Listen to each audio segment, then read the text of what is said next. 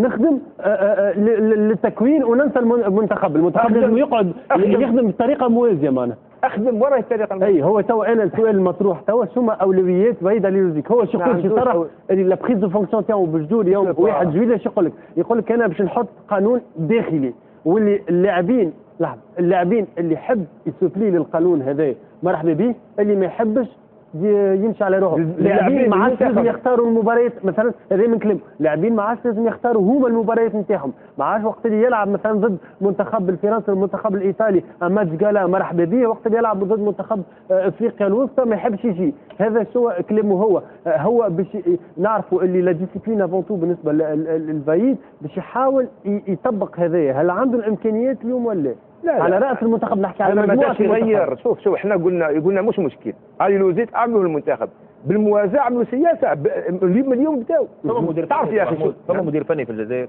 اداره فنيه موجوده، اداره فنيه لا موجود في الجزائر.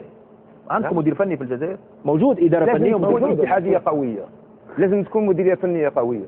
تعرف يا بنفس الناس جابوا لنا مره مدرب منتخب تاع درجه ثالثه واسمه كافالي، يعني بصراحه نقول لك لعبنا مع البرازيل مباراه وديه في الاسبان تذكروا، مع الارجنتين مباراه وديه مع الاسبان. احنا تكلمنا قلنا يا اخي احنا الاهداف تاعنا هو غينيا، واش راح تلعب مع البرازيل؟ ولكن هذا الانسان جو جاي يعني عنده صوره يحسنها بالمنتخب الجزائري، يروح يجيب انديه ثانيه. تعرف علي انا لعب مع غينيا خسر 2-0 في الجزائر العاصمه، واليوم هذا الانسان راهم يسالوه في الجرايد يعطي رايه. لما يكون مثلا المنتخب الجزائري يخسر راي العالم كله يعطي رايه. هذيك نعرفوا في كل البلدان معنا. لا اي في تونس فما 10 ملايين مدرب، في الجزائر 35 مليون مدرب، ونحن ماشيين سمير ناخذوا المدرب هذا مثلا تاريخه مع فريق الكوت ديفوار، هو يحسب كي البوكسور، يحسب بون فيكتوار ديفيت، يعني يقول لك 24 مباراه خسر مباراه وحيده. كيفاش تقيم الانتيغراسيون تاعو، السرعه تاع التاقلم نتاعو مع مجموعه لاعبين، وكما قلت لك خاصه الديسيبلين تاع كيفاش تشوفها مع المجموعه الجزائريه الحاليه، والا اللي تنجم تكون البوتنسيال اللي تنجم تكون بالطبيعه موجوده في مجموعه المنتخب. هو مدرب عنده تاريخ كلاعب ممتاز، وكمدرب شد عديد من الفرق. الباساج نتاعو في البي اس جي، في ليل خاصة، في الرجاء، معناها عنده بصمة وعنده ما يقول على في ميدان التدريب. خبرة تقريبا تجربة وحيدة على مستوى المنتخبات مع المنتخب الكوت ديفوار، وكانت ربما تجربة نجم نقولوا فاشلة رغم الإمكانيات العريضة لمنتخب الكوت ديفوار. اللي يهمنا انه اختيار المدرب يتم على قواعد معينه.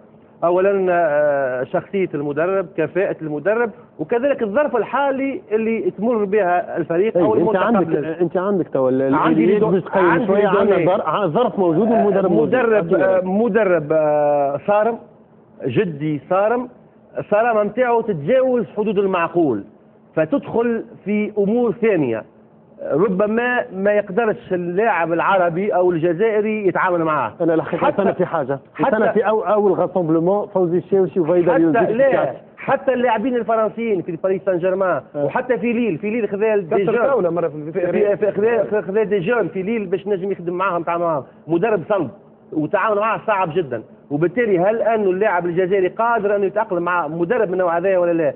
ثم مدربين افكاره متحجره نوعا ما، معناها مواقفه اراءه هو صحيحه، ما يقبلش مدرب يحب يلغي مباراه المنتخب الوطني الجزائري المنتخب الوطني التونسي يوم 10. هاني قلت لك انا معناها ينجم قادر نعرف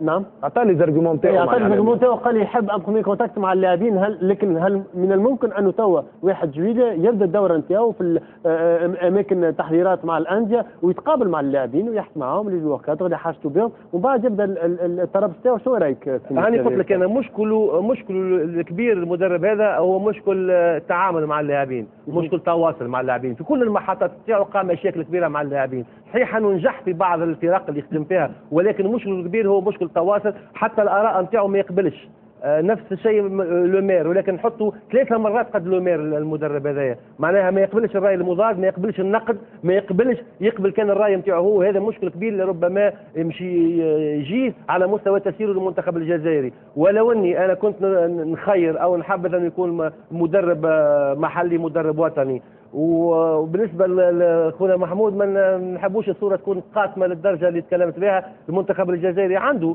لاعبين ممتازين، وصوله لكاس العالم عن جداره واستحقاق، هذا ما حتى حد ما ينجم يشكك فيه، ولكن صحيح انه فما بعض الثغرات، وانت من موقعك كلاعب قديم متحس على المنتخب الجزائري تتكلم على مستوى الفورماسيون ومستوى الامور هذه كلها، ولكن كره القدم الجزائريه بعد غياب طويل برشا رجعت للواجهه بكاس العالم وكاس افريقيا، وان شاء الله في المستقبل تكون افضل، لكن ان شاء الله المدرب هذا يلقى معناها نكملوا يلقى الاليات والادوات ونحكيوا بالطبيعه على الطاقم. وقت نحكيوا على مدرب، هل تم التاكيد بالنسبه للقريشي او الجسم يرجع افيك انسيستونس وبرا؟ هو المساعد الاول باش يكون نور الدين قريشي، المساعد الثاني هو المساعد المحلي اللي باش يكون الى جانب وحيد هاليلوزيتش، نورمالمون باش يتقرر نهار 2 جويلية القادم، نهار اللي باش يعمل فيه كونفيرونس دو بريس وحيد هاليلوزيتش في مركب 5 جويلية في العاصمه الجزائريه.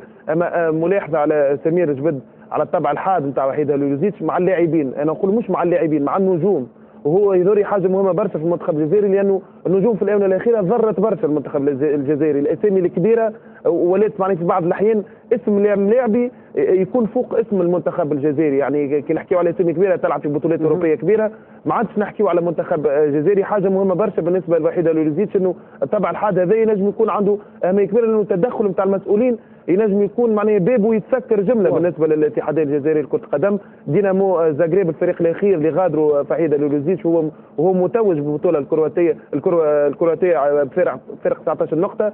اخر ماتش في الميتون غادر بعد 45 دقيقه اولى، تعارك هو البريزيدون تاع الكلوب، غادر جمله الفريقي. ممكن برشا مفاجات كما قال ممكن طبعا هذا سمير ينجم ياثر، لكن ناخذوه من الكوتي معناها المعبي الكوتي الباهي ينجم يكون حاجه باهيه، ينجم يعطي اضافه كبيره المنتخب الجزائري على مستوى العقليه وعلى مستوى الانضباط اللي لازم يكون في وسط الجروب تاع المنتخب الجزائري. هذا نتمنى بالطبيعه المنتخب الجزائري. انت حكيت على العمل القاعدي، نعرفوا اللي الموسم هذا كان اول موسم احتراف 2010 2011 في البطوله الجزائريه.